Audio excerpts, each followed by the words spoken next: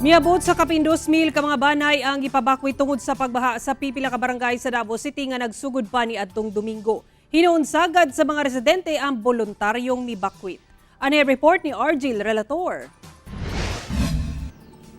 Naglagitik na ang init sa adlaw. Apan lampas tuhod gihapon ang baha sa entrada pasulod sa Jade Valley Subdivision dinhi sa Davao City. Buot na unta nga muuli niining si May. Human sila gilayong ni bakwit kagabi. Apan dili siya kumpiyansa nga mulusong sa baha. Nasanay naman noon mi sa sigig baha diri kay dugay naman gud mi diri. So pag magbaha jud siya kailangan jud na mag-evacuate dayon. Ang pipila sa mga apektadong residente sa Barangay 19-B sa gym naghihimong evacuation center una nagtiner.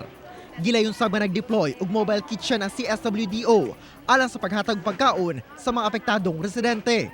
Lisod kay sir, basta inani ang sitwasyon, sige baha, tapos back to zero na pod ka ba sa pag-recover. As early as 5 o'clock kahapon, nag-warning na kami para hindi sila abutan ng baha. Awa ng Diyos na sumunod man sa amin. Okay, kaya sabi niya, wala pa kami kain. Sige na, bahala na tayo, basta umalis na lang kayo dyan. Bahala na, gawa tayo ng paraan paano kayo makakain kagabi. Sa inisyal nga ihap sa CDRMO, ana sa sobra 2,500 ang apektadong pamilya o kapin 7,000 ka individual sa 14 ka barangay nga gibaha sa syudad. So far no, wala na may natala nga mga major damages. Wala po'y natala as of now. No, wala mi na-receive na report nga na ay mga injuries or